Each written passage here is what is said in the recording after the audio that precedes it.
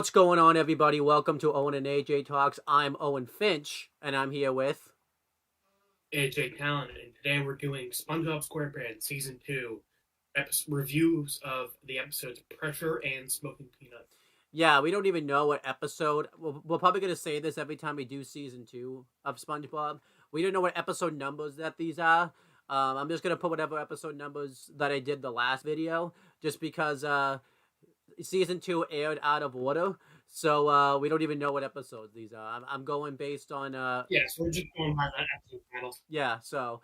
But when I actually reveal this later on, I'll probably just put the episode numbers, but it's probably not correct. But again, I'm just going by the episode numbers in order of how I actually reviewed this.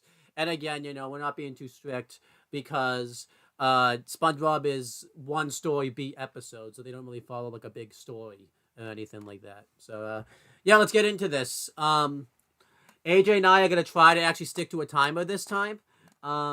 Because obviously the last video we did, Ben 10, went 4 hours. So we're going to try to actually stick to a timer because... Yeah, and before that, Danny also went like 4 hours. Yeah, so we're hoping this doesn't go too long. So we're going to try to get through this in a half hour.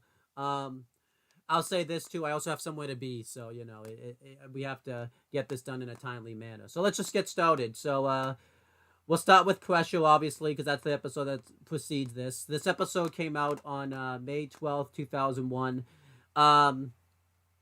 Yeah, obviously it's got different people who did what, because it's a cartoon. So I'll just say this. Jay Lender did everything. He wrote the episode, he did the storyboard, and he directed it. Or she, I'm not sure if it's a he or a she, just because there's no wiki for them, so, I can't really be too sure. But the other people that, helped do this stuff... William Rezes, I think is how you say his name. He also wrote and did the storyboard, and someone named David Fain also helped write the episode. So yeah, James Lender and William Rezes wrote and did the storyboard. Jay Lender directed it, and David Fain also helped write the episode. So that's pretty cool. This episode is called Pressure. I always say I really like the music that they picked for this episode. Is very memorable, very catchy. The episode starts off with SpongeBob and Sandy. They're just kind of enjoying nature and stuff. Pretty much, they're relaxing for a change, and this is a change because typically when we've seen them do stuff together on camera, they're always doing some big competition like karate, or I don't know if we've reviewed this episode yet. We probably have, but there was the pre-hibernation week episode, where they were just doing extreme sports. So even though SpongeBob doesn't fall. That was competing, but yeah, they're always doing some crazy activity. Yeah, so not just hanging out. So even though this SpongeBob doesn't follow a story, it's pretty cool that they reference the fact that they always are doing some type of big competition or everything like that. And yeah, they're just kind of relaxing. They're watching the clouds. They do a cool bit where SpongeBob puts his arms in the back of his head like he's relaxing. So because Sandy's in her her suit, she takes her arms out and her arms are all flabby and she has her arms behind her. So that was pretty cool. They really were. I also like that point out SpongeBob's hey, that one looks like a flower, and Sandy's they always look like flowers all the time. Yeah. And again, they can make these jokes now. We were pretty... I remember the last episode of Ben 10, we were, criticizing how they were being too meta because, it's only season 1, only a few episodes in. I think they can make these jokes because SpongeBob's had, about probably 100... 40 episodes by this point. Season 2, you could kind of make these jokes by now. So, yeah. But yeah, so, I liked that joke. And SpongeBob and Sandy pretty much are talking about, typically we would be trying to compete with each other. I would challenge you to a mountain climbing contest and everything like that. And I like this because, they talk about how they don't really want to do it, but they're also talking about how, oh yeah, if we had this competition, I would totally beat you. And then we find out, Sandy has this acorn, symbol on her suit.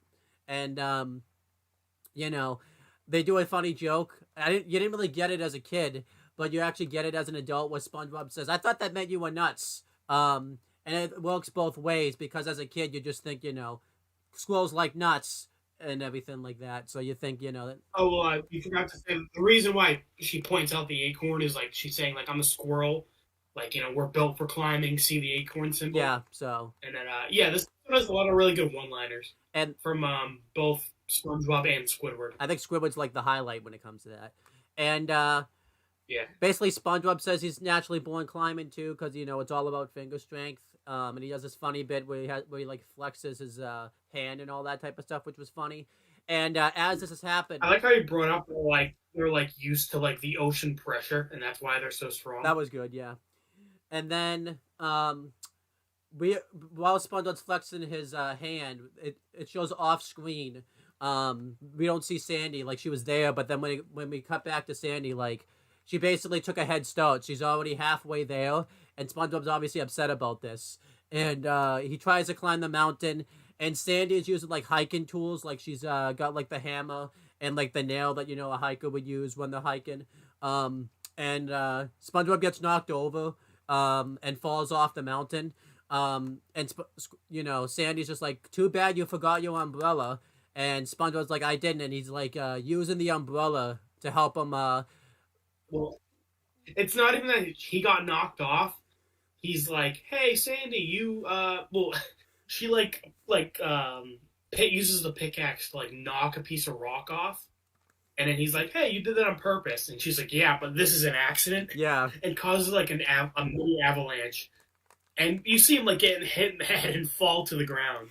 So like, it's not even that he fell off. She's just been like trying to kill this man. They did a good wide shot too of him like falling off the mountain and everything like that. Because they tried to make it look like this. Yeah, that's what I meant. Like you see him like get hit with the rocks and like fall. Because they tried to make it look like this mountain was like big, but if you kind of look, this mountain really isn't all that big either. Like it's like Well, you see like a shot of it at the beginning of the episode, like, and it's like a plateau more than a mountain. Yeah, but SpongeBob uses the umbrella to float up into the air. And they did a good bit because when SpongeBob gets to the top, it looks like he's won. But Sandy, it's implied that she's been there a while because she's like up in a chair reading the newspaper, and she's just like to SpongeBob, it's about time you showed up. And SpongeBob's acting like us, like we're all confused because obviously it's kind of BS that SpongeBob didn't win this because like he was way ahead of her by this point. So it's like Yeah, the power of cartoons. What was I gonna say? Oh yeah, I think the umbrella joke is either like they're underwater and like or something like or it's a reference to like Mary Poppins. Yeah, that's what I was thinking. And then so this was a good opening bit. It sets up the kind of the premise of the episode. And then SpongeBob's obviously upset about this because basically Sandy cheated, so he wants a rematch, and he challenges her to a race. Whoever gets to the Krusty Krab, pretty much. We should mention, I remember you talked about, like, roadmap when Ben 10. The roadmap in SpongeBob kind of is a little BS, like, in town, because it's very much, because there's some times where, like, SpongeBob's right down the street from the Krusty Krab, but then there's other times where it takes him, like, a good few minutes to get to the Krusty Krab. Or, like, as you see the zoo. I mean, they don't go to SpongeBob's house in this episode, but the next episode, the zoo's like right next to his house, but then there's other episodes you don't even see the zoo. So it's like the location of Bikini Bottom is really weird because some things, I guess it's just needed for the plot. Some things are closer than others. They just decide when it's gonna be, type of thing. Like, and we bring that up because like we praised Danny Phantom for having like a pretty consistent, like Amity Park feels like a real city. Yeah, like with like location, like multiple locations the characters like hanging out in, rather than like one or two. I like this episode was fine. Like, it seems like they were hanging out like they were just hanging out like wherever, and they were like pretty close to the Krusty Krab. Like, he was within eye shot. Yeah, so that was good. So yeah, SpongeBob. Yeah, that's more next where it's like weird. It's like, where's the zoo? Yeah, comparatively, because I'm pretty sure they go to the zoo in later seasons, and it's definitely not near anything. I think too, because SpongeBob does. Really? Okay, I was gonna say I thought that was only a one-off location. Yeah, but then, SpongeBob and Sandy challenge each other to a race. They kind of do the same bits, pretty much, where they talk about, like, how Sandy and SpongeBob, they're going to use their strengths, and Sandy is insulting him, and, you see Sandy on screen, like, insulting him, basically saying, if you can catch my backside and everything like that, but then when it shows, SpongeBob again, it's just a...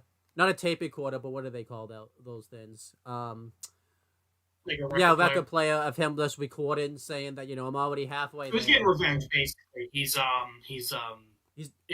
she get a head start on him last time, so he did the same thing this time. Yeah, and it shows him like although he's going the extra mile because she just like shouted at him that she's halfway there.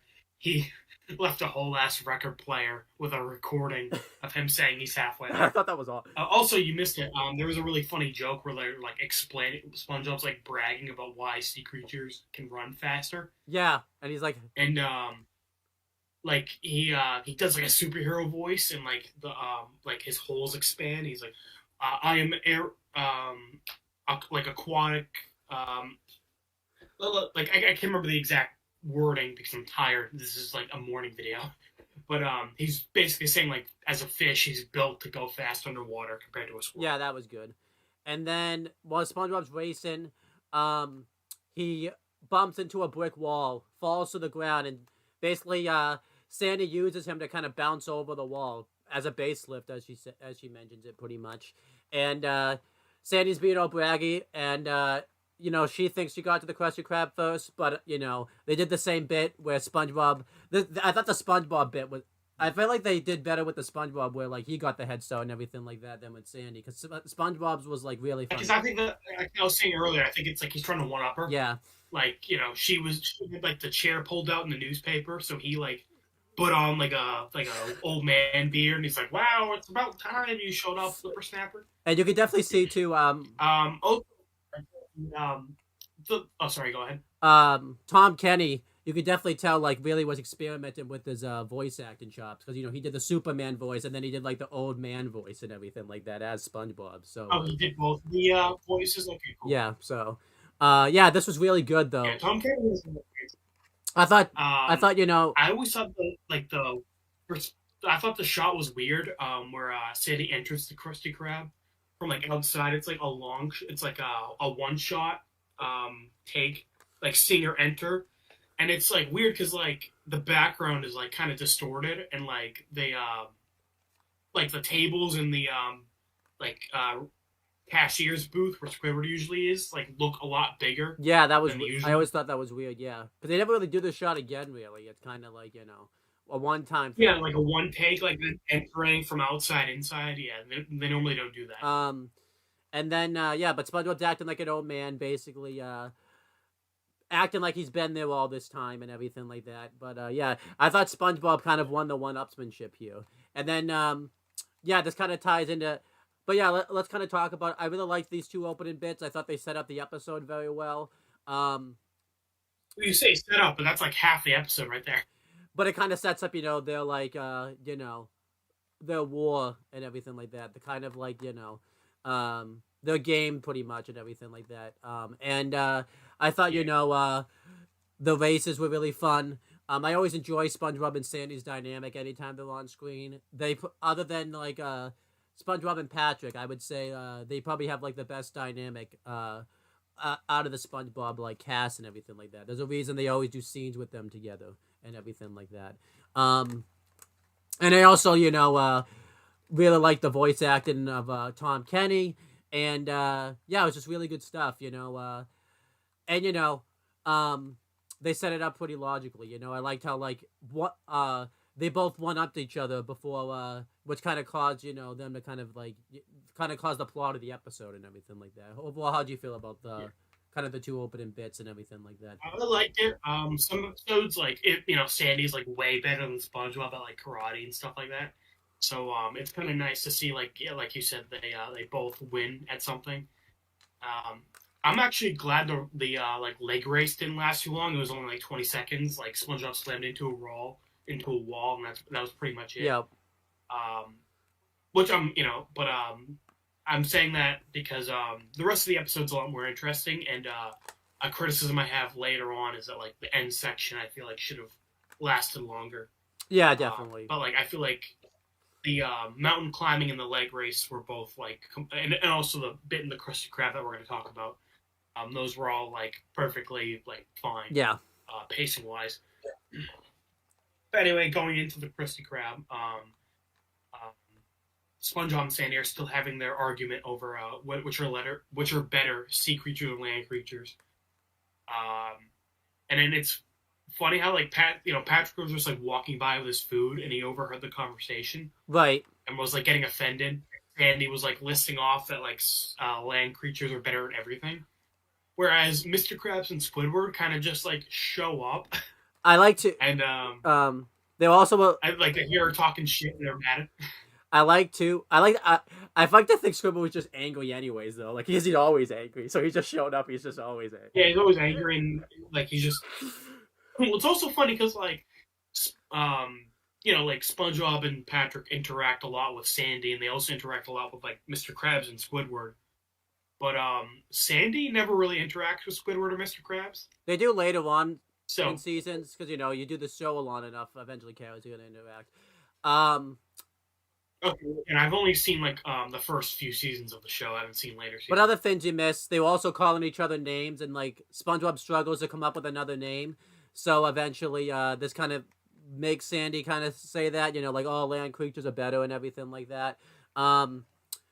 It's really weird though. I like that Patrick is like offended, but he's not like his voice is like he's like still talking like it's like a casual conversation and everything like that, which was kind of cool. I like that he's not like he's not really taking her side or anything like that, but he's not. He's just having like a casual conversation. Again, I like how Squidward and Mr. Krabs kind of walk in doing this because like Sandy's listing off all of the things that how land creatures are better. I do like that they mention she's going through all these things and she's like, okay, I'll give you you guys got swimming, I'll give you that because because that's kind of their thing. Like, well, I also like how Squidward was like, don't forget drowning. That was funny. And I like to like I said, a lot of good one-liners. Well, it's funny. Even SpongeBob was like, "Ha, good one, Squidward! Woo!" And he did like a slow motion, like high five in the air. And Squidward was like, "Not in your life." So like, And SpongeBob just like face planted. That was funny, yeah. So yeah, this was like good bits. But again, I think we should mention. I think this is kind of the first interaction that like Squidward, Mr. Krabs, and Sandy really have with each other. They've had others, I think, but obviously, like, it's kind of like when SpongeBob and Patrick have been there. I don't really think they've ever had, like, a conversation really, like, back and forth with each other or anything like that. Yeah, that's what I mean. Like, Sandy will talk to SpongeBob, and, like, SpongeBob will also talk to them. Like, they'll be in the same room. Yeah. But they won't really, like, talk to each other. So that was pretty cool. But yeah, continue breaking down the episode. Yeah, so anyway, like I said, good one-liner from Squidward, and Sandy's like just bragging. I think she's like taking the competition really far. She's like saying that land creatures are better at everything besides swimming. Yeah. So all of them start to list off things that they can do, but Sandy can't. So Patrick, I like the thing Patrick lists isn't even like a sea creature specific thing. Right.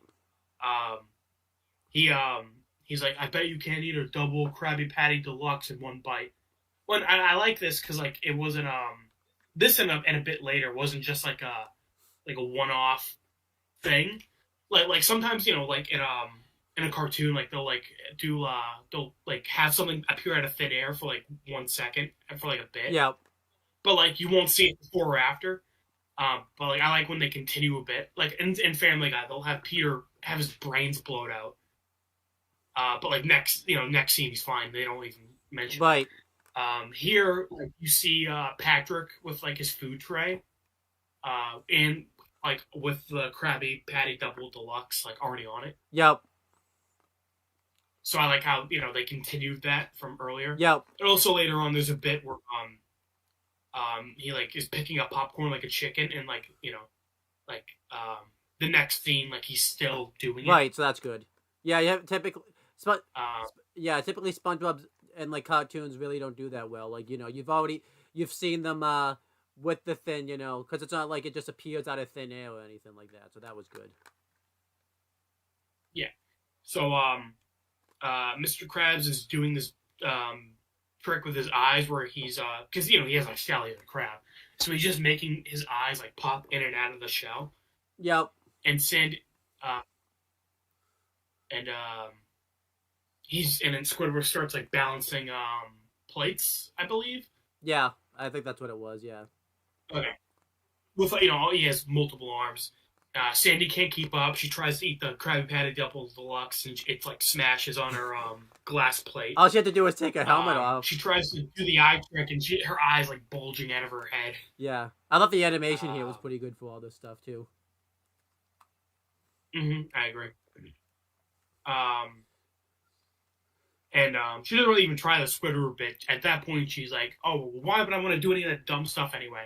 Yeah, there's a bit I want to mention this too because SpongeBob. There was a weird kind of continuity with SpongeBob here than the next episode. So SpongeBob mentions that he can reproduce by button pretty much, so he can pretty much like make a smaller SpongeBobs come around him and everything like that. I actually kind of like this because they actually do this a lot, like in the show too. Like sometimes SpongeBob can just like make ton of new SpongeBobs and everything like that, which they kind of kept throughout the show and everything like that. Oh yeah. But SpongeBob ends up like, roasting her again, and like I like how everyone like laughs, and then SpongeBob just is like he does like this motion, like the popular kid at school in movies. Yep. And they all like stop laughing. But there was, like SpongeBob's like the leader of the clique. Yeah, but there is a continuity error here. Because in the next episode, it's not a big issue. So usually when SpongeBob smiles, he got like cheeks, like dimples, and like freckles on his face and everything like that. For some reason, in this episode, he only had like one side of freckles and one like dimple anytime he smiled in this episode. It was so weird. This is the first time I've. Oh really? I didn't notice. Yeah, that's the first time I've noticed this when I've watched this episode. And it wasn't an issue when you watched the Smoking Peanut episode. So I don't know if they just forgot to draw it in or whatever, but like it was really weird. Yeah, probably just animation error throughout the episode. I'm glad you were. Animation errors are always fun to point out. Like last review, I pointed out how it was annoying me that Ben kept like smacking the watch without selecting the alien first. Right. Or like pressing the button. Like usually you got to press the button and like turn the dial, and he kept just like smacking it. And I'm like, stop doing that. That's not how it works. The SpongeBob thing was kind of pissing me off because like I'm like, okay, this is just gonna be a one-time thing that happened here. Like I thought because they cut away, they just cut back, but no, it kept happening. It was so annoying. Like, right, it was consistent throughout the episode. Yeah, again, it was probably just like one or two guys like doing it. Yeah. And like they didn't realize it was a mistake, which is fine. It's not a huge deal. I didn't even notice. Anyway, so basically at this point, SpongeBob and the others are just like roasting Sandy for, they're like saying that you couldn't even live down here if you didn't have that suit. Yeah. And Sandy keeps trying to like say something, like make a rebuttal, and they all just keep laughing and cutting her off. Yeah, I always thought this was funny. So she gets so mad to the point that she like rips her suit off and like takes her helmet off and smashes it on the ground. Yeah. And I like how you see like a little air bubble like pop out from the helmet. Yeah, that was good. And then Squidward, Mr. Krabs, SpongeBob, and Patrick are all like shocked, like, "Oh my god, how long can she stay like this? I don't know." And I like how Patrick says Sandy's a girl, like that's what he's surprised about, because obviously she's got like the bikini underneath. Right. Yeah, it makes Patrick. It's consistent for Patrick's character, because he's like the dumb one of the group.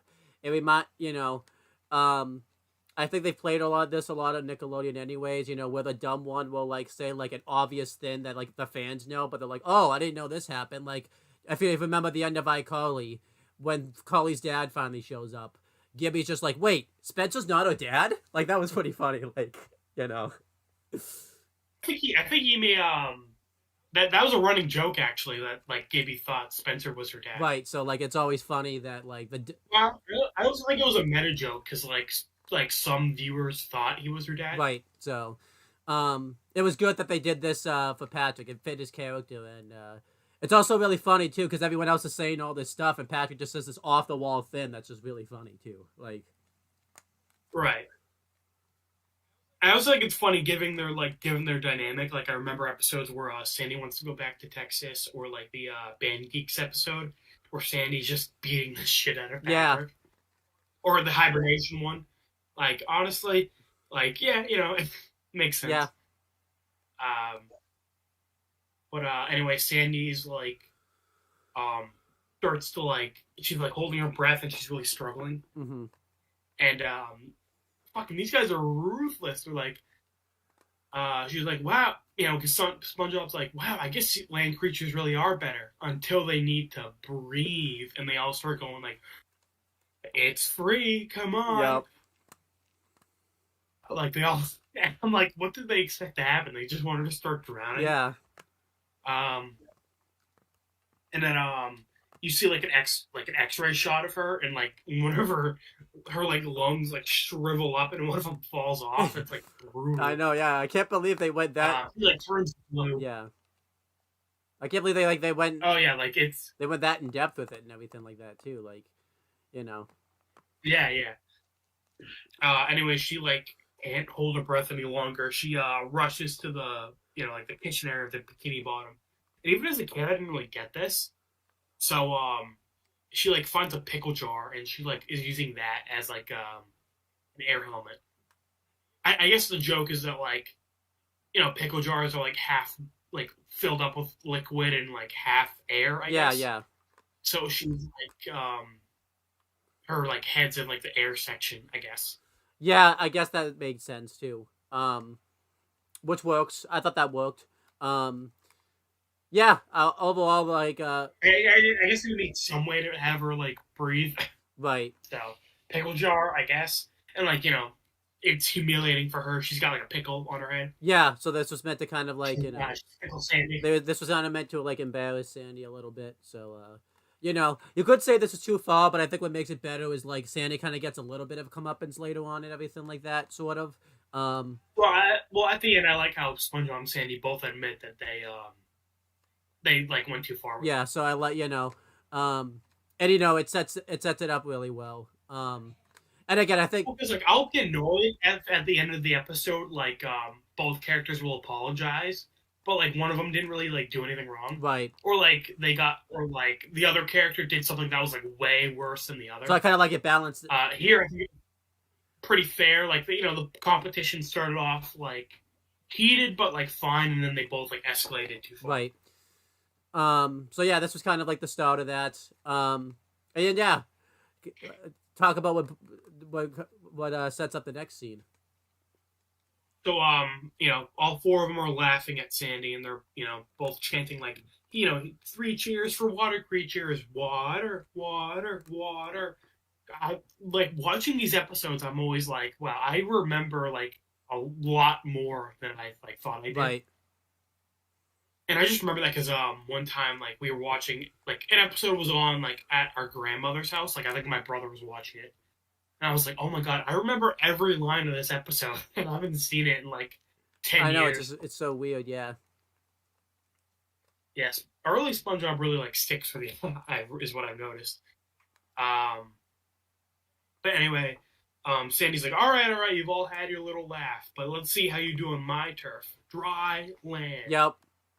And they're all like, laughing and like, all right, we can do this. We're not afraid of your dumb old land. Squidward has another good one-liner here where he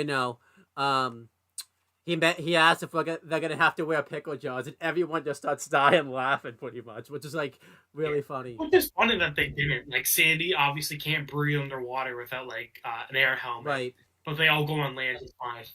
And there was another funny thing here where like Mr. Krabs, after Sandy puts the helmet on, like Mr. Krabs, it's like, oh, I never thought that some airhead would be able to live underwater, and Patrick's like laughing, and then like his like the point on his head like deflates and like he has to blow it up. I think that's implied, that he is an airhead because he's stupid and everything like that. So that was a good joke. Yeah. So there was a lot of good like jokes here and everything like that. I forgot though how a lot of good one-liners. I forgot like how savage Squidward was, but overall this was really good stuff. Sets up because they needed a reason to go on land. They could have just decided one day, hey, we're gonna go on land. So I thought they set that up really well because that's what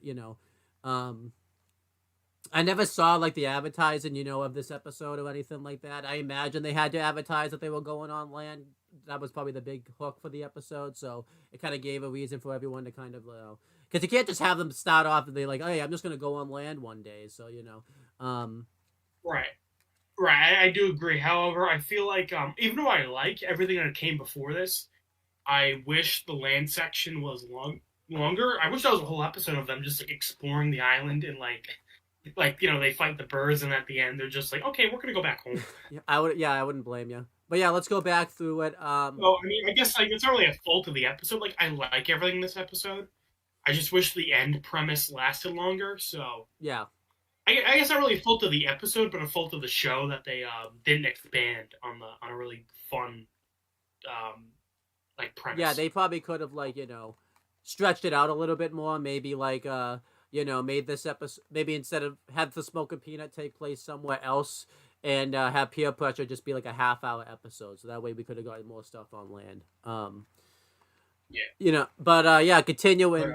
Everybody's they do a good. Oh, by the way, it's been 27 minutes somehow. Yeah, whatever. But yeah, SpongeBob. Everybody's all cheering. They do a good shot where at the Krusty Krab, they're all feeling really confident. They're still, and then it shows them walking towards the area of the island that we always see in the opening credits of SpongeBob and everything like that. And then all of a sudden they're not feeling too confident because it looks pretty scary to them because they never really been off land or anything like that. So they basically try to do a lame excuse to try to get out of it. So I like how they're all trying to come up with an excuse, and it's Patrick that actually comes up with the excuse. He's like, "We're late for a fitting." I don't even know if Patrick. Well, I think someone else says we're late for and they're trying to come up with what they're late for. Yeah. And then Patrick says fitting, and also it's funny because Patrick's dumb, so whenever he says something really random like that, so specific. Yeah, and then Sandy says, "Oh, what for your chicken costumes?" And then you see Patrick eating popcorn, and he's like, "Hey, we're not chicken." He throws his popcorn down, and he eats it like a chicken, which is pretty funny. Right. And I mentioned that earlier that I like how the next shot we cut out we get a faraway shot again of underwater and land. Also, and Patrick is still eating the popcorn. So that was good. So I mean the popcorn came out of thin air, but I like that he was still doing it the next scene. Also, I think they did a good job blending the underwater animation and then obviously the real island. Yeah, they usually do a good job of that. So then it's an early 2000s cartoon, so normally they're not very good at blending animation and real footage. Yeah, definitely. I mean, I'm assuming it's real footage, it looks real. Yeah, because I think this is a real island. I think it's meant to be. I don't think it's called Bikini Bottom in real life, but it's a real island and everything like that. I'm pretty sure Bikini Bottom is the fictional city underneath. I don't think the island is called Bikini Bottom. So SpongeBob. So everyone. It's not even much of an island. It's just a small little land spot. So yeah, they're all getting ready to go on land. I liked the order that they picked. It was SpongeBob went first, then Patrick, then Mr. Krabs, then Squidward. I thought the order made sense. Especially too with the Squidward bit because they do a funny joke with it, even though when he actually goes on land and everything like that. But and we find out too, basically Sandy says that all they have to do is just last on land for 1 minute. Because I wonder if she timed it out how long she didn't have a helmet on and everything like that. It seemed like it was about a minute she didn't have a helmet on and everything like that. So they probably timed it out hey, I went without my suit for a minute, so you guys just gotta last on land for a minute. Yeah, I think they should have said that because I was I didn't know where the 1 minute. When did they agree on the 1 minute timer? Yeah, but they should have made that a little bit more clear. I'm just kind of guessing here. That's kind of what it was. So SpongeBob went first. They do a funny bit where right before he runs up, Mr. Krabs gives him a glass cup and he's drinking, but it's the cup's not filled up, but it's implied the cup got filled up by the water around them and everything like that. So he's drinking the water. Well, yeah, Mr. Krabs pulls out a glass and just does a scooping motion in the water around them, and SpongeBob just glugs, but you don't see the water go in his mouth. I like when SpongeBob actually acknowledges that they're underwater. Yeah. That one bit where there's a fire. And Patrick's like, hey, if we're underwater, how come we can have a fire? And then, it immediately goes out. I always, yeah, so... I just said because like a lot of times they like act like they're not underwater. So I do like whenever they like make a joke about that they are underwater. And I always like this too. It's good because it showed that Mr. Krabs back then was like kind of like in a way a father figure to SpongeBob. Like he always kind of looked out for him and everything like that. You know, obviously the later seasons kind of did away with that because you know they ruined the show pretty much. And yeah, I haven't seen the later one. um, but yeah, SpongeBob goes up first. And you know the way they do the animation once they actually show them on land, it's basically like as if it like a puppet show, pretty much. Like you'll see like it's SpongeBob. There's like an actual sponge like on a stick, and they use that. You could, so it's implied that they're just they did like a puppet show with it. I thought it was fairly solid. You know, if they weren't going to be on land all that long, you know, it probably made sense. Well, the thing is, it's not even like a puppet because, like, you know, a puppet you can like use your hand to like make it move and stuff. It's literally just like Stick. I wanted to say like a figure. yeah, that's what I wanted to say. Yeah. But yeah, so that's kind of what it was. Oh, I like how like you know SpongeBob becomes like a sponge, like a plain kitchen sponge. Right. Patrick's like a starfish. Mr. Krabs is like a crab. And then Squidward's like this his own unique abomination. Like, and I like how even the show like points it out. Like, Squidward comes up, and like everyone was cheering for him, but when he comes up, like the music stops, everyone goes dead quiet, and he's like, "What?" So that was great. Yeah. And he's not even just like a regular squid like everyone else. He's just like, you know, blue, and he got the big nose and you know eyes and. So that's why I think that's why it's good that Squidward came up last too, just because like everybody else looked normal and Squidward looked weird. I don't think it would have worked as well if Squidward went first too, because you know. So I thought they did that joke really well. So I like how they all come up differently. Like SpongeBob runs up, Mr. Krabs is like land ho, you know, like a military guy. Yep. Squidward is like, all right, I'll do it, but I won't like it. Like he just like slowly like kind of slumps And up. Patrick. And Patrick's was my favorite. I like how he says cannonball. Yep. And like jumps into the, you know, obviously because the joke is like you cannonball into the pool, so he's cannonballing onto land. And what was good about this is when everyone comes up, they don't have their clothes anymore. So I like how Patrick made a reference to it. He's like, "Hey, I lost my trunks," pretty much. Like they made a reference, you know. Yeah. So that was good. Yeah, but they're all just kind of walking around on land. You can talk about this. Yeah, so they're all walking around. They're doing actually a pretty good job, you know. I liked the setup here better. Like, you know, it looked when Sandy took her suit off, it looked like it was that she was going to accomplish it, and I like the setup for both. Like, it looked like it was a good place.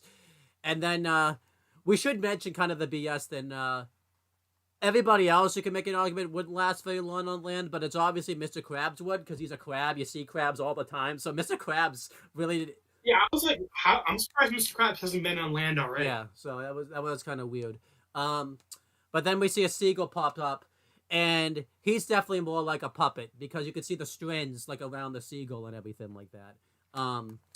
And you know, they never seen a seagull before, so they just think it's like one of Sandy's friends or something like that. And you can just see like the seagull turns to the camera, like looks all angry, and the seagull looks like it's gonna like tear them apart pretty much. You know, obviously because seagulls eat basically creatures and everything like that. Well, when you say tear it apart, I feel like that implies like it looks like vicious and angry. It's the joke. I feel like what worked for me about the joke was like it's just chilling there, and you know, obviously they've never seen a seagull, so they're like, "Hi, we're from underwater. Do you know Sandy Cheeks?" Yeah. Which, by the way, SpongeBob, racist, assuming everyone on land knows each other. Jeez, come on. I know. But like you know, the seagull's just like plain faced, and then like turns towards the camera. Yeah. Like, and obviously the next scene they're like viciously attacking them. So yeah, then So I like how it doesn't even look like angry or like it doesn't immediately attack them. It's just like turns towards the camera like, okay, we all know what's gonna happen. Yeah, pretty much. And then yeah, you know, Sandy like goes up to congratulate them. When Sandy pops up, it's definitely a puppet because you could I like how she's being like a good sport. You know, like she's looking at her watch and she's like, "Oh wow, 1 minute they made him. I guess I'll congratulate." Yeah, they nearly actually really did make it a minute too. Like, I guess because you know. Yeah, I like when they actually like again with Ben 10 we complain that like the 10-minute timer's bullshit. Right. Oh, you could kind of say this is BS, but then again, they do a cut, so maybe they were up there a minute because like I assume the timer didn't start until Squidward went up on land, type of thing. Like they all had to be up Yeah, there at the same time, but you could kind of it was roughly a minute. Like they walked around for a bit, and then the seagulls started attacking yeah. them. Um, but yeah, Sandy's about to be a good sport about it. When Sandy pops up, she still has her helmet on and everything like that, but she doesn't have a spacesuit on or anything like that. And Sandy was definitely a puppet here. You could definitely tell. She didn't have the strings or anything like that, but you could definitely tell it looked like a puppet. And Sandy's trying to find everybody, and then she sees that there's two seagulls attacking them. And I like to, of course, Patrick's the one that gets caught too. Like you see him like in the seagull's mouth. Like I kind of forgot like that happened too. Like he's in the seagull's mouth. Like Oh yeah, it was pretty brutal too. Like you see, like the other three are getting like chased in the background by one seagull. The other one's like in the foreground. Like Patrick's like getting eaten. like how did that? It made sense it was Patrick too. That was the one that got caught. But it's like wow, I can't. You kind of forget. And I think maybe that's why they shot it this way too, so that way they could kind of get away with it. Because I feel like if they did it, the typical animation, that would have kind of looked brutal with Patrick just getting eaten by a seagull. Oh yeah, I think this works because it's like figures, like action figures of Yeah. them. Not even a Patrick, just like a starfish. Yeah. But anyway, Sandy gets defensive and she's like, "Hey, you can't hurt my friends, you rats with wings." I always thought that was funny because, like, Sandy, you're a squirrel. You're closer to a rat than they are. I know. So yeah, off screen you hear her like beating the crap out of the seagulls. Obviously they didn't shoot it because it probably would have looked like crap if they shot it. That if we actually saw it on screen, it probably would. Well, yeah, obviously, like the joke is that they're like figures and they can't really they don't emote or anything. Right. But you see like so they can't really do an action scene. You see like the feathers coming off, and then the next scene they're going down on land. They're going back down to home and everything like that. They're floating down, which is weird because like obviously like they walked on land, like they but here they're like floating down like they do in the first movie. I'm gonna guess they just booked it. They didn't really go. They just jumped off the. I guess they like jumped in to the water. I guess. And then because obviously because seagulls they've traveled typically, and I don't think they call it packs, but they travel in a flock. So they probably were like, okay, more seagulls are probably gonna come. We gotta just book it pretty much. So I'm gonna guess that's what happened. Right. It's not a big deal. I'm just saying. I thought it was weird how they're like floating back down like into a deep end compared to like when they just walked. But yeah. Anyway, they're floating down. Sandy looks pretty confident and happy, whereas the other four are like, they seem kind of like sad. Right. And also, I like how like Squidward's like upside down, and when they land, he's like he doesn't even like react to it. He's just like he lands on his head. I know, yeah. And for the rest of the scene, he's like stays like that. So yeah, eventually they both apologize to each other. They realize that they went too far. They basically realize too, like not everyone's best at everything. There's gonna be things that you're better at than me, and then there's gonna be things I'm better at than you. And then it's good moral for kids, obviously, because kid show. Obviously another good moral here is because the episode's called Pressure. I think the reason it's called that is it's very much implying like don't give in to peer pressure, because that's why all this stuff happened pretty much. So you could even watch this as like a teenager / adult and basically say that's why they end up doing the things they're doing, because of peer pressure. So there's even a good adult lesson here in this episode. I wouldn't say peer pressure because, well, I mean, yeah, they were like, okay, well, the land thing and the suit thing. I thought you meant like the competition itself. No, I was talking about the land thing and the suit thing. Yeah. Yeah, they were peer pressure and doing something stupid. Yeah, I agree. And then, I do like that. Mr. Krabs is just like, yeah, free cheers for feeling sorry for yourselves. And we're all just happy that I guess they just realized, hey, we screwed up here, type of thing. Yeah. Well, no, they're not cheering because they realize they learned a lesson. They're cheering for feeling sorry for yourself. Yeah. But I thought that was fun. I thought they're all hippie for it. And I like how Squidward's like jumping up with them, like on his head. And he actually joined in. Like he typically doesn't join in when it comes to that type of stuff. When there's all this cheering moments and everything like that. Like yeah, I do like when Squidward actually like. I like how Squidward was like just as involved with the others in the competition. Do you remember in the Texas episode, like when Sandy admits she's gonna stay and everything like that, they're all cheering. You see Squidward like he's not even joining in or anything like that. He's just stone faced. Like he doesn't give a shit. Yeah. Yeah, I do like how Squidward like was just as involved as the others, and like he also like was happy at the end. I like that. And then obviously like it cuts at the end back to the pigeons on land. Seagulls. Not pigeons, the seagulls. Yeah, and they're all like beat up, featherless. They look like a cooked bird. I never realized this. And they're yeah, and then they say hooray. And it's also funny that they're like hooray weekly because we didn't see them talk before that. Right. And they sounded like the typical background characters you typically hear from SpongeBob. The voice actor was similar. Yeah, they only said one line. Yeah, but I liked it too. I never noticed this. They had black. I think they had black eyes also because their eyes are like shut and everything like that too. Like they had black. Like Sandy. Oh, probably. They must be embarrassed too because like I don't think. I mean, not that a seagull and a squirrel would ever be around each other, but I think a seagull would eat a squirrel if it had the opportunity. So they must be embarrassed that they essentially just got beaten up by their own. I'm sure it's happening. Yeah. So, and that's pretty much this episode. Overall, this episode was really enjoyable. I actually really liked it a lot, I'm going to give it a B+. I thought it was great. The biggest criticism... Yeah, I'm also going to give it a B+. The biggest criticism, like you said, I feel like they don't go on land long enough. I feel like I would have liked more stuff on land and everything like that, so... Yeah. But everything in the episode is fine. Like the mountain climbing competition, the race. I'm glad the race only lasted like half a minute.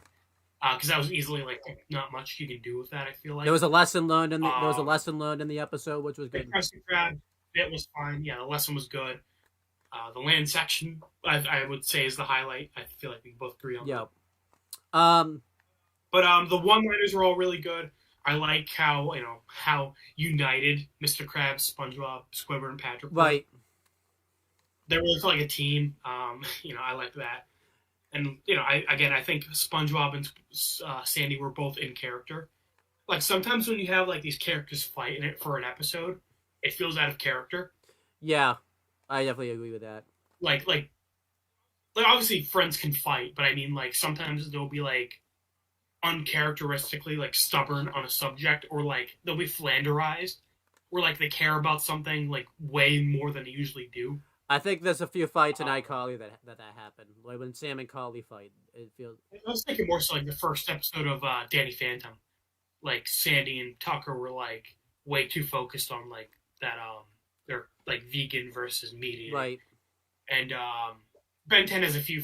Like, none so far that we've seen, but they do have a few episodes where, like, Ben and Gwen are, like, arguing way too much about something stupid for a whole episode. Yeah, I'm pretty sure in Avatar there's a couple occasions where Sokka and Katara fight. Like, that's one off it. Oh, yeah, The Great Divide. The Great Divide is a big episode where Sokka and Katara are, like, fighting about stupid shit they shouldn't care about. So, But yeah, this episode, I think SpongeBob has done it a few times where the characters are like fighting over stupid shit. Yeah. And like it feels out of character. This feels in character. Yeah, definitely. For all the characters. So then it carries into the next. It's funny. It doesn't. I like it, but if anything, Squidward's kind of out of character because like he's like so involved in the competition as well. Right. But like I like it. I like when Squidward like gets along with the others for like a common goal. Yeah, that was good. But he's still kind of in character because like when SpongeBob goes for the high five, I like how he's like still a sourpuss. Yeah. About it. Right. Like again, like he's really insulting towards Sandy, and like when they're all going on land, he's like the least enthusiastic about it. And like when SpongeBob went for the high five, like Squidward didn't even give him the high five still. So he was still kind of in character. So. Right. Yeah.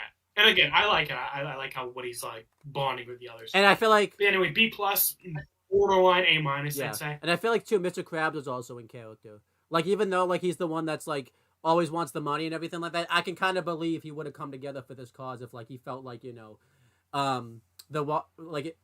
he felt like he was being insulted and everything like that. Like he was pretty in character. Well, like, yeah, because I don't think he would care if like about Sandy and SpongeBob's competition.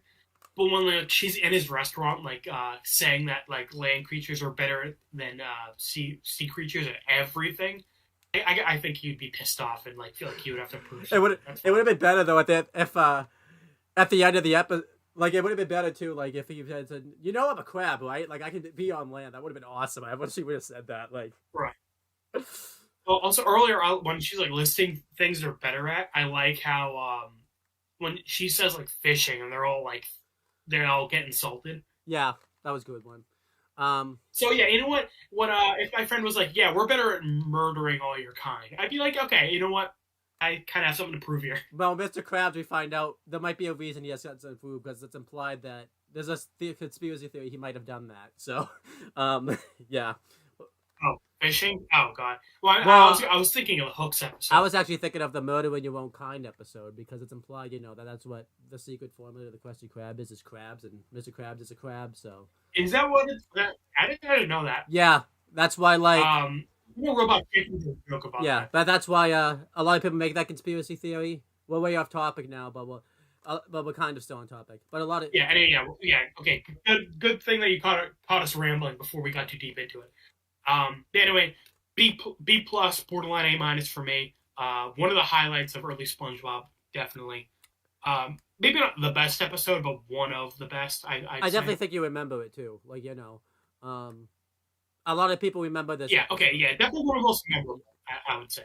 But yeah. And then we have the smoking peanuts. Well, I'm gonna pause here real quick and All right, so this episode came out on the same day. But it was written by the different people and stuff. So it was written by Paul Tibbett, Walt Dohorn, and Mr. Lawrence. Just Mr. Lawrence, I guess. He doesn't want to use his real name. And then full name. No, that is his first name. He was named Mr. First name Mr. Last name And then Lawrence. the storyboard was done by Carson Kugler, who was also director. So this episode started off, we find out that it's National Free Day at the Bikini Bottom Zoo. So obviously Mr. Krabs is taking full advantage of this. The news head, the realistic fish head, they do call him something later, but I forget his name off the top of my head at the moment. And he's mentioning all this stuff like free. I don't know why he's wearing a fake mustache during this, because again, it's free day, so he can just take whatever he wants. So Mr. Krabs is going overboard because you see, the fish head will talk about, it's free balloons, and Mr. Krabs takes all the balloons, and then free drinks. He fills up, a barrel full of drinks and everything like that. But he's kind of going a bit overboard because he's also just straight up stealing stuff, too. Like, he stole, a light bulb. And this ties in later on, so this was kind of a good way to kind of, get that, Yeah, start the episode. And, it's very quick, too, because you don't, this is spoiler, but this was made in 01, so if you're a SpongeBob fan, you should already know this happened. But, they don't overdo this, I think. I think they show Mr. Krabs here saying, hey, it's free day, they're getting it over, because they needed it for later on in the episode. So it was good they kind of showed it here. That way it kind of tied into the episode. It's like it being free day isn't mentioned for the rest of the episode until the end. So Mr. Krabs in free day, it's at the beginning. Like you kind of just forget about it when the actual plot kicks up. And then when it comes back in at the end, it's like, oh yeah, okay, so it bookends. Yeah, so they do it well. And then SpongeBob and Patrick, are ready to go to the zoo. We find out that there's this big exhibit with an oyster named Pearl who can a clam named and it's not Pearl, but it's a whale. I screwed up. But it's an oyster. They say her name's Clamu, but they don't know her by that name, so I don't even know what. I think they just call her the oyster. And we find out that it has a wait a minute. I'm screwing up here. It's a clam and it has an oyster. So we find out that this clam can shoot an oyster an oyster 50 feet into the air. And SpongeBob does a good rendition of it where he has his hat, he crumbles it up and does a cheap knockoff of it. And I never got this. Well, like a radio. Yeah, and then I never got this when I saw the episode. I didn't realize. I think SpongeBob had seen this before, but Patrick never had. So I do kind of when that happens, there's a lot of instances where the main character has seen this before, but the other character hasn't. So I like that there was this. So they're all excited. They go to watch the clam. I'm gonna keep doing that too. Do this trick, and yeah, when they get into the zoo, um, what happens?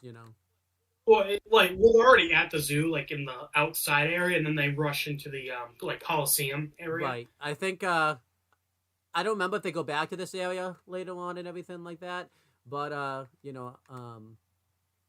Coliseum, yeah. yeah, they definitely. Oh, they probably hear during the Fry Cook games, right? Oh, and future Yeah, episodes. I think they hear at the What? Fry Cook games, I believe. I don't know for this episode. I don't know about future episodes. I was actually going to point out that this is a cool location, and I don't remember it in future episodes. If they didn't reuse it, then Yeah. that's a shame. Um, but anyway, I like how sassy Patrick is. Like whenever Patrick is just like an asshole, I Yeah. really love it. So the clam is just like sleeping, not doing anything. Also, they're like the only ones in this Coliseum. So I guess not a very popular attraction. Patrick is like, so this is the greatest day of our lives? Boring. And then he kind of just like walks off. He says some other stuff. It's not important. Point is he Yeah. just kind of walks off. Yeah. And then I really like the SpongeBob here. Whenever you're like trying to get a friend into like something you like, and it's like not as interesting, or like it's not as exciting. You're like, come on, like pick up, like let's do the Right. fun thing, like like a roller coaster or like a show or something, and you're like trying to be like, no, it's really Yeah. good, trust me. Yeah. And then SpongeBob, he's just trying to get the clam to wake up so him and Patrick can watch the show. And he just throws like one peanut from his bag at it. And so the plot of this episode is SpongeBob thinks that he's he caused the clam to freak out and start crying because he hit it with a peanut. I like how when it wakes up, it like there's a hint that that's not the case. You already said it, but like spoilers, I guess, for this 11-minute SpongeBob episode that came out when I was 2. Mr. Krabs stole the clam's pearl/egg, and it was sleeping, so it probably didn't realize it. When SpongeBob hit it with the peanut, it woke up, and it like sniffs around for a second before it starts crying, like implying that it was looking for its egg, and then realized it wasn't there. Yeah, and you see, crying. So SpongeBob didn't call the clam to start crying. It just SpongeBob just woke up. But I think they do a good job of this too, because if you kind of watch this episode after knowing that, like you see, the clam's also like tearing apart like her exhibit and everything like that too, like trying. As you could tell, like you think it's just freaking out, but you could see like it was clearly looking for its egg and everything like that. Like it was like tearing apart the exhibit. I will. Yeah, so it's going on a rampage. Yeah. Patrick's like, no, this is a show. And I like how like the zookeepers and like handlers come out. And they're like, hey, easy girl, do you remember me? And then the clam just with its tongue picked up the guy and fucking chucked him. And like he goes crashing through the ceiling miles away. We never see him again, so I guess he's just dead. Yeah, he just died, yeah. And I like too that I always thought it was weird that like the clam is like an animal. Yeah, that's also weird. Like, there's definitely moments like where animals definitely act like animals. Like Gary, anytime you see like a seahorse, it's like an animal. So like, Yeah, I guess it's like certain animals are like snails in this are always like cats. Seahorses are always like horses. Well, there's an episode where like Patrick and SpongeBob raise a clam, and it's like a bird, kind of. Here, it's like I don't know. I like just like a lion, I guess. Thinking. Lion. Yeah. Or like a gorilla. I compare this to like Rugrats. You know how like Tommy, Chucky, and everybody like that, like because they're older, they can like talk to everybody, like kind of a normal conversation, but they can't talk to the adults. But Angelica can talk to the adults because she's old enough. But like Dale. Yeah, so she's like a 4-year-old. She can talk to the babies and the adults. the babies can talk to themselves and like slightly older like And then toddlers, and Dale, then Dale, like Dale yeah, can't he's like talk. an actual baby and everything like that. So, Yeah, because he's yeah. like a newborn. They know. I wonder what age you get, kind of too, when you can't talk to the babies anymore. Like, can you imagine how weird that must be later on, when like Angelica just can't understand them anymore? That must be. I mean, I guess it doesn't really matter but like, I wonder what happens. Like, that must be funny. Like, why can you not understand us all this? Like, did they just like, They're all pretty close in age, but yeah, there was probably like a couple months where like Angelica can't right? understand them. Or like I don't. I want to say, and all grown up, it's a little off topic, but we'll just jump back to it real quick. And all grown up, it's a little sad when they don't remember, all the shit they did. I know, yeah. Previously. But it's cool like later on because like there'll be a moment like where Chucky's like 2, but he has like a small memory of like his mom type of thing, which is pretty cool. So that's kind of cool. Yeah. But anyway, back to SpongeBob. I'm just making the comparison because we were talking about like how so, some animals are animals, so that's kind of the comparison there. So, yeah. So the clown's freaking out. Patrick's like excited about the show. But anyway, one of the zookeepers walks up to SpongeBob and Patrick, and they're like, "Oh my god, you boys gotta get out of here!" I like how he calls them boys, like he's like he's older than them, and he's like. I mean, he probably is older than them, but yeah, like obviously because they never mentioned. Probably. Well, yeah. They always go back and forth on how old SpongeBob is. Sometimes he's like an adult, sometimes he's like a kid. So. And Patrick the same thing. Yeah. Yeah, that could be a video of its own someday. So yeah, continue. I do remember like I haven't seen later seasons, but there is my brother was watching like one of the new episodes, and it was like SpongeBob's birthday.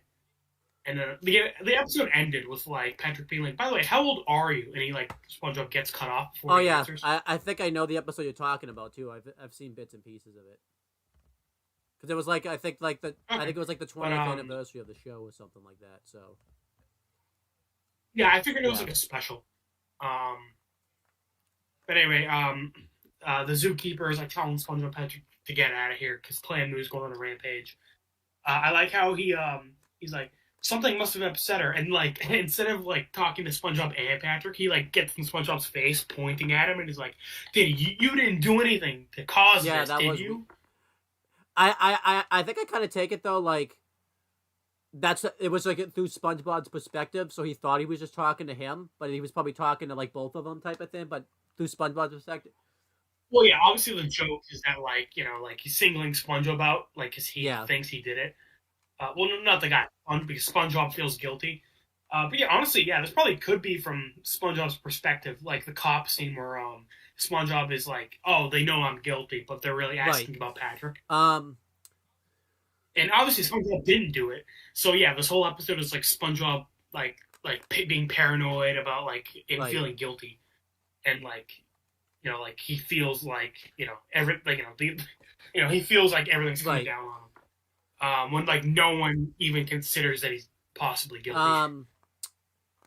And then SpongeBob basically oh, go ahead.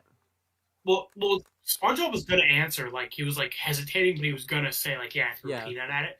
But then Patrick was like, "No way would we ever do anything like that." And then SpongeBob's like, yeah, what he says. And I like too, like SpongeBob like immediately felt bad that he lied too. Like it wasn't like, oh, he lied, and then like he felt bad, like the guilt, like because typically cartoons and stuff would do plots like this, like the guilt's overtaken them later on. Like SpongeBob immediately feels bad that he lied, which was kind of like a good thing.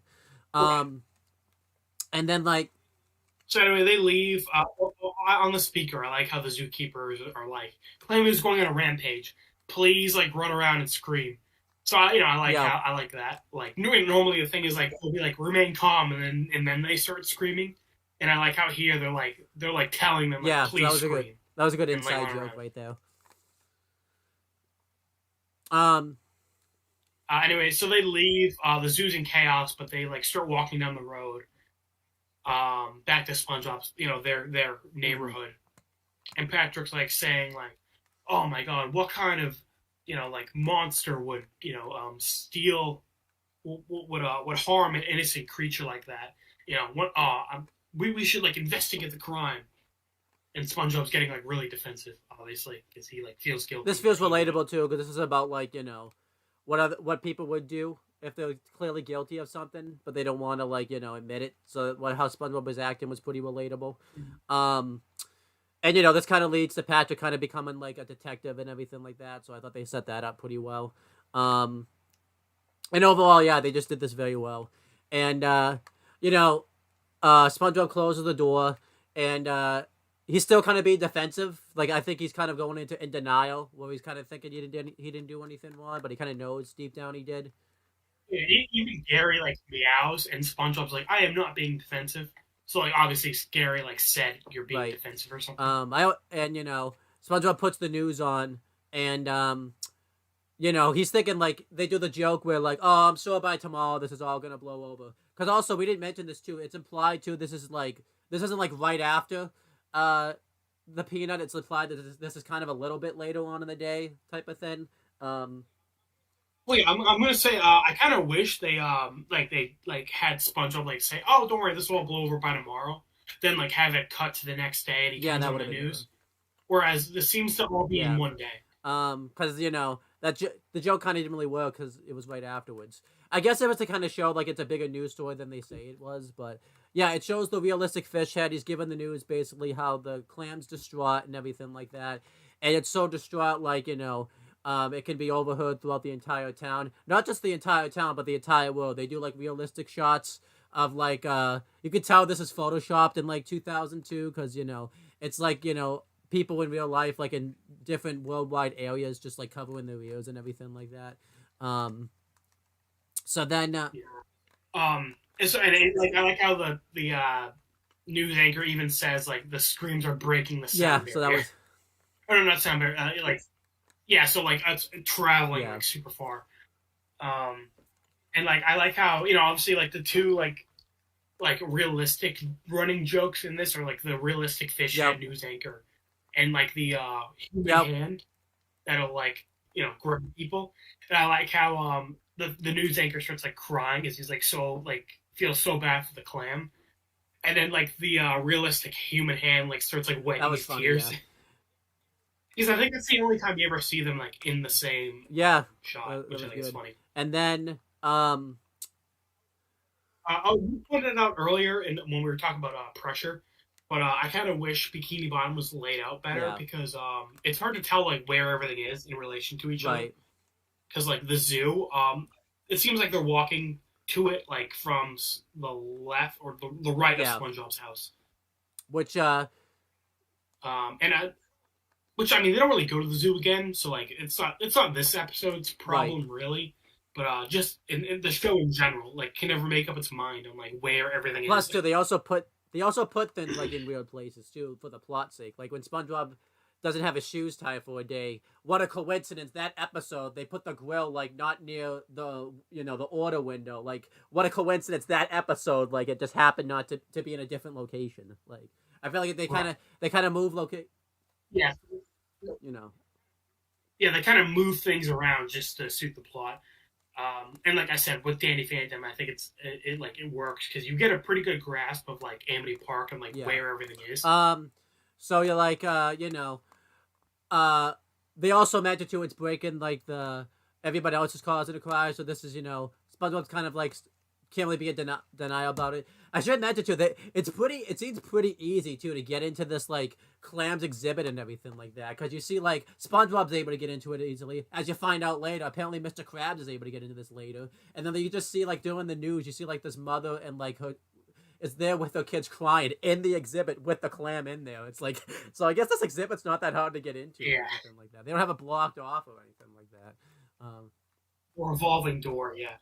But anyway, SpongeBob like is feeling guilty and he wants advice. So he says, "I'm gonna go to I want to go to someone who like will never hate me no matter what I do." And then he cuts to going to him going Squidward. We won't talk about it. They probably could have cut the Squidward and like Sandy scenes, but like I like the Squidward thing was well timed as like a joke because Yeah, they're not bad. It's they're okay.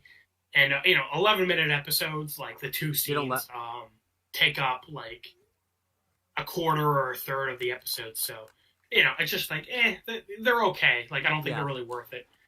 I love the Patrick bits of Patrick like investigating, and he's actually doing a really good job, kind of. Well, he's doing a horrible job, but also a really good job. You can talk about, but yeah, I and since the episode began with Patrick and the episode like ends with him at the Coliseum, I think it would have been better if the episode was like Patrick investigating and SpongeBob was like tagging along, and he's like, like nervous and like feeling guilty as Patrick like gets. And it'd be funny if they did the bit because Patrick's an idiot. Well, he's not even close, but SpongeBob's like worried he's getting close and all that type of stuff. You know. Right, or like earlier, where like Patrick's like he keeps like ending up like at SpongeBob when he's following clues, but then he's like, I'm investigating this piece of grass. Right, so like he keeps getting close to SpongeBob, but then he like completely like swerves. I guess you can only do that joke so many times before it gets stale. But again, like besides the joke of SpongeBob saying I need to go to someone who would never hate me, and then going to Squidward, and like Sandy ripping the phone booth, I guess is kind of not the phone booth, the phone book. Besides those, the scenes are just kind of they don't really do much with them. Like I'll just break them down quickly because I could probably break them down in one sentence. Like Squidward's just annoyed anyways that the clam's keeping him up. So like SpongeBob's acting like he's only speaking hypothetically when he's asking Squidward if he knew that he did it, or if he knew who did it. So Squidward was gonna just turn him in anyways. So like I think SpongeBob got nervous that Squidward was just gonna turn him in. I think like Squidward would have. Well, SpongeBob was implying that like he knows who did it. So Squidward was like, "Oh, that's great. We can turn him in, and then I can get my beauty sleep." And then SpongeBob's like, "Oh, I actually only like hypothetically know who it is." So Squidward just slams the door in his face. And then like when he goes to Sandy, basically Sandy's like implying that she's gonna basically beat the crap out of whoever like did it. So SpongeBob kind of gets nervous because he doesn't want to get his ass kicked, pretty much, and everything like that. And this is really like a 2000s thing, like phone books, and like ripping them in half is like, oh wow, you're really strong because those things are thick. I was about to say, like, I don't think are phone books even a thing anymore. Oh no, definitely not. But like, I'm sure they are. Like, I assume they are. Yeah. But yeah, definitely like a 2000s thing to like rip a phone book. And then SpongeBob gets all twitchy and runs off. They do a funny joke where like. Well, I like how Sandy even points out, like, "Hey, SpongeBob, you okay?" You're like all twitchy. And then they do it. So it's again like it's SpongeBob like feeling really guilty and like being like obviously like guilty, but like no one is even like suspecting him. I feel like Squidward just doesn't give a shit. He just slams the door in his face, so whatever. And then like they do a funny joke where like SpongeBob comes up with like a really bad lie where he's like, "Oh, I'm gonna go get my hair cut." And Sandy's like, "Wait, does SpongeBob have hair?" So it kind of really makes you think because there's a. Oh, I thought it was an adult joke that like, well, she was like, SpongeBob doesn't have hair, or does he? Yeah, and then you want.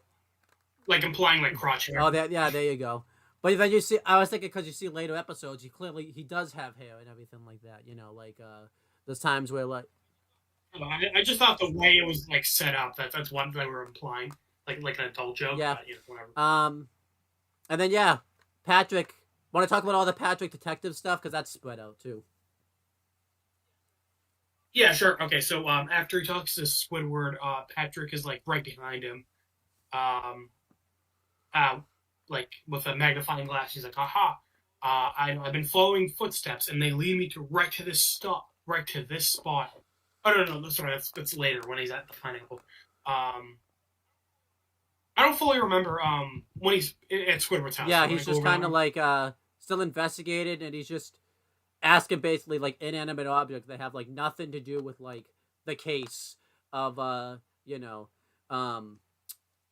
the oyster, not the oyster, the clam and all that type of stuff. Like he's asking a blade of grass and everything like that. All right, I brought that up earlier. Yeah, like he's like interrogating like the piece of grass and like stuff like that.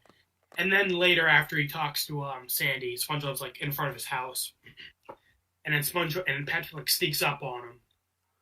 He's like, "I was following these footsteps, and they lead me right to where you're standing." And the head. So again, like obviously, pointing towards SpongeBob like no one Yeah, thinks he's guilty. and obviously, it's like his foot. It's clearly his footprints too, and everything like that too. Like so. Yeah. SpongeBob goes back to his house. He like slams the door, and he's like dismissive of Patrick. He's like, Patrick, like Yeah. stop. And then he's inside, like again, like freaking out. Knock on the door. It's the police. And obviously they're like interrogating him, and SpongeBob's like freaking out. Like he's like, oh god, Yeah. they know it's me. And the way they're asking their questions, like, well, it's funny. SpongeBob like is freaking out, and the guy's like, you know, get a hold of yourself, son. Like, we have a couple questions we want to ask you. He's being really harsh, like implying that like they're here for him. And they keep asking very specific questions, like, hey, did you go to the zoo this morning? Do you recognize this peanut that we found in the exhibit? And did you go there with a Mr. Patrick Star? Well, it's funny. The last one, you like piece together what they're talking about. But before that, it's like, oh yeah, they're here. They got him. We forgot to mention too. I also like how as he's. I forgot to mention too, because the whole reason he finally starts to kind of feel guilty again when he's watching the news, because then it was revealed that they found that peanut on the crime scene. So that's kind of what made him realize, like, hey, you know, that he thought he was gonna get caught and everything like that because they found the peanut and everything like that. Right. But yeah, continue. Yeah, but and I do like SpongeBob isn't just worried about getting caught. Like he does feel guilty. Like there's a scene when he's watching TV and he's like, you know, I just wanted to like see the exhibit. I didn't want to make that poor creature cry.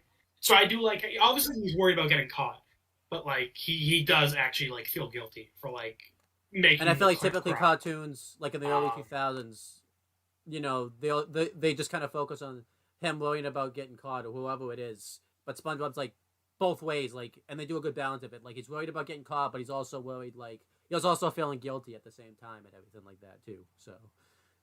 Right. So good balance. And I like how as the cop is asking questions, like SpongeBob like keeps sinking further and further, and eventually he just like reverses, and like his body just like it's like falls into his underwear, and his underwear like rips from underneath him. Gross but funny. Also these cops are different from the usual ones. Like normally the cops we see are like the purple fish, like with the blonde hair and like the orange guy.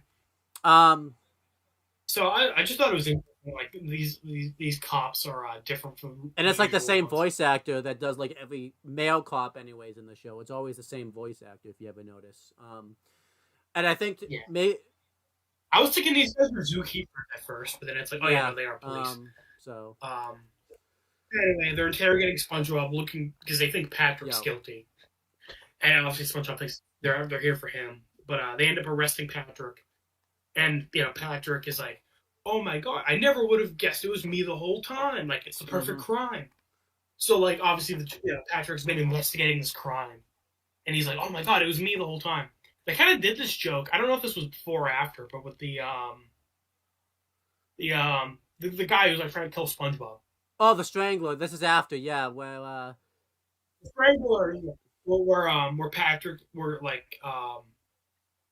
SpongeBob, like someone says like Patrick is the Strangler, and then Patrick's like, oh my god, I should have known it was me, and he turns himself in. It's funny too because then he ends up going to jail. They just took his word. We'll talk about that when we actually review that episode. But I think they do this. Yeah. Okay, then I think. I'm just saying. I'm saying they do the same joke, and I think it's funny. I think it really works here too because like Patrick came so close to solving the crime that he's like, oh wait, it was me, and it kind of makes sense in Patrick's mind that he would think it's him because he was at all these places and everything like that. So it's just like right. And honestly, I can't even blame the cops. Like again, like Patrick was with SpongeBob the whole time, so like it would make sense that like they would. And I do like to like SpongeBob throws Patrick under the bus by accident, like he doesn't do it on purpose, like because of the way they were. Like again, SpongeBob's like admitting to all these things, like because he thinks the cops are like gonna arrest him, and like as soon as they arrest Patrick and take him back to the zoo, SpongeBob chases after him. And he's like, "No way, I'm the one you want." So good friend SpongeBob. Also, I like how these cops arrest Patrick, and instead of like taking him to jail, he's like a human sacrifice. What the hell? Yeah. And this was a big meme a while ago. Owen hasn't seen the show yet, Attack on Titan, where there's a scene where like the character Aaron is like, you know, same pose, like T pose with like chains on him. And Patrick is in the same pose. So there was a lot of memes that like of like Patrick and Aaron right next to each other, or like Patrick as Aaron. So his punishment basically is public humiliation, pretty much. Like he has to sit at the zoo. Honestly, that should be the thumbnail. I'll see if I can work that in. But like Patrick, I think is meant to get like humiliated and everything like that. So all the townspeople decide, hey, we're just gonna throw peanuts at him and see if he likes it. Patrick likes it. Funny thing is, I don't even know. Patrick doesn't even realize this is meant to be like a punishment, pretty much. Either like I think he thinks he's being like rewarded. He does, because he's like, I get what I deserve. Because Patrick still thinks like he did it, so he's like, I get what I deserve, and then he like starts like eating the peanuts that are being thrown at him, and he's like, ouch. I like that the pun. Well, the thing is, I think that did actually hurt. Listen, imagine trying to like catch a peanut with your mouth. Those things are hard. That I do hurt. like But he probably does realize it's like a punishment. He's just trying to make the best out of a bad situation. It's good on Patrick. And then SpongeBob comes in. I wish. Again, this place is like super easy to get into. The clam also is shaken too. We see like the clam shaken, so we see that the clam's still clearly upset. And SpongeBob, you know, is given like this big speech about how he admits that he did it, and he apologizes to the clam and everything like that. I really like too, like when SpongeBob's giving his speech, Patrick's like not even listening to it because the stuff that he says is kind of like him, just like, you know, he's clearly taking a long time to finally admit it and everything like that. So, you know, right? He's like making this big long speech about like truth and like, you know, justice and all that.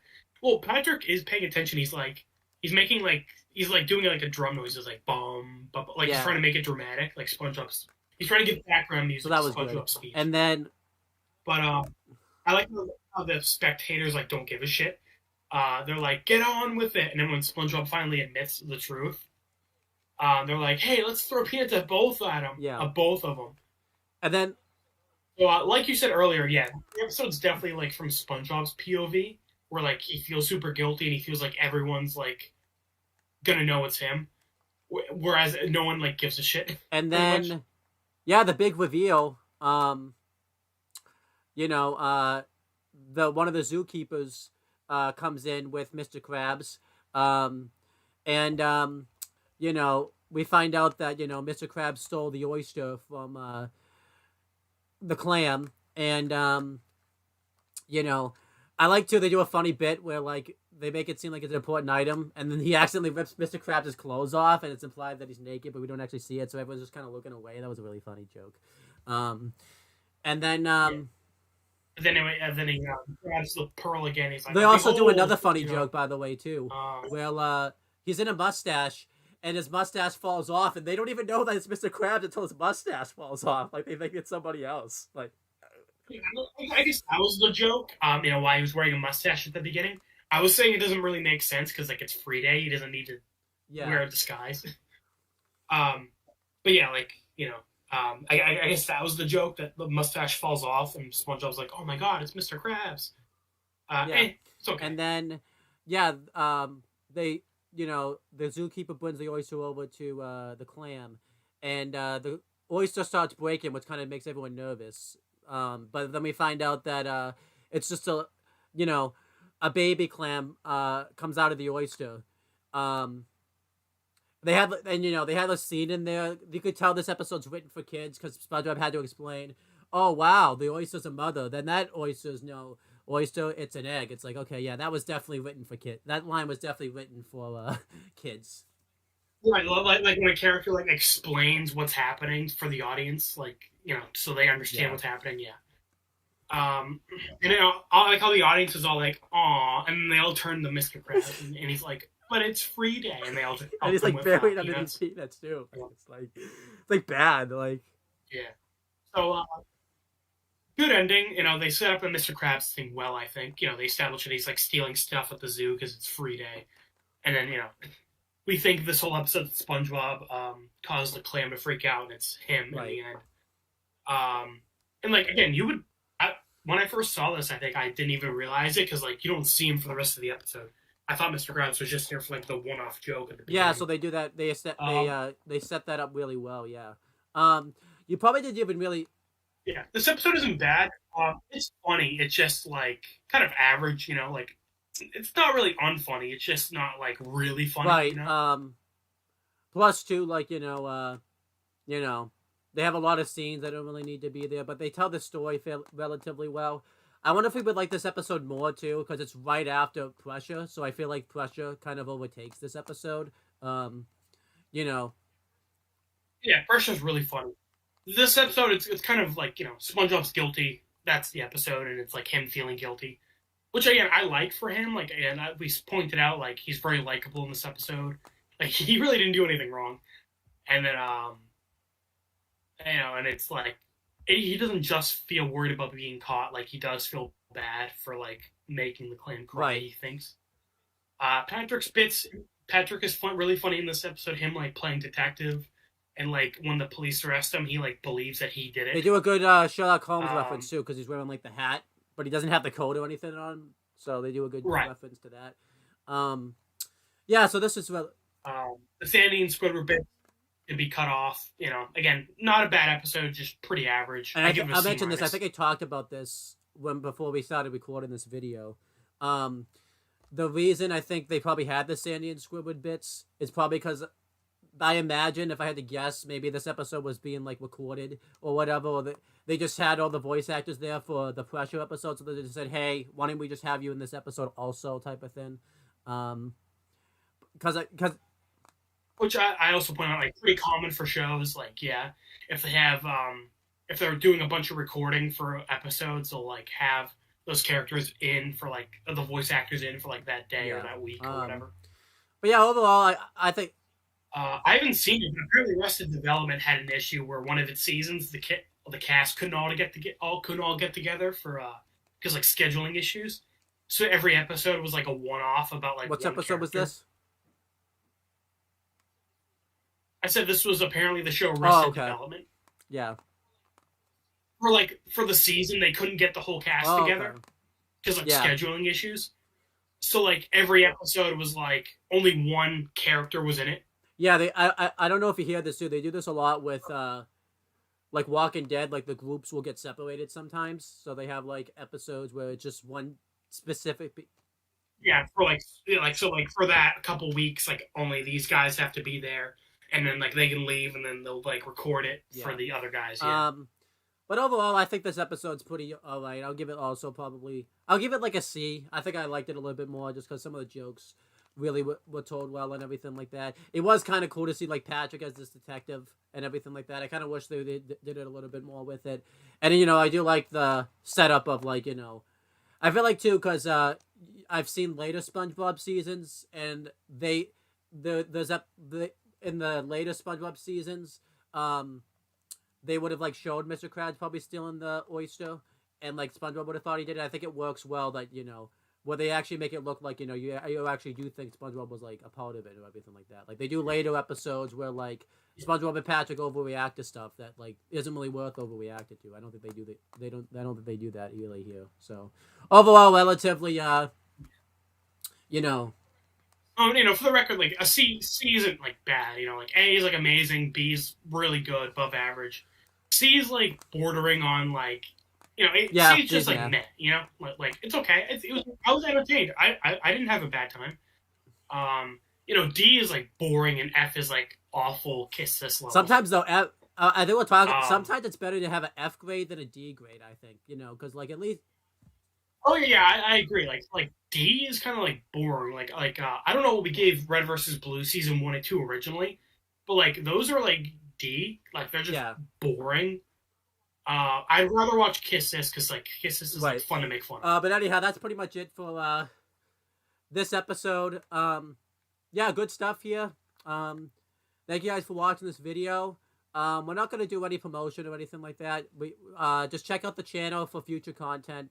And AJ might post something someday. He might. I feel like you should just do a joke. I did get a new laptop and I downloaded iMovie. You should just do a joke where you just do one video where you just do a minute of just talk, just so you could say you uploaded something. Like that'd be funny. Like just upload. Yeah, just to say, yeah. Honestly, I should. But yeah, anyway, we're gonna cut it here. I've been AJ and you're Owen, so we're AJ and Owen talks. You know, I'm taking over. I'm taking your Batman and Robin. It's Robin and Okay. Batman now. But yeah, that's pretty much it, guys, and we will talk to you guys later.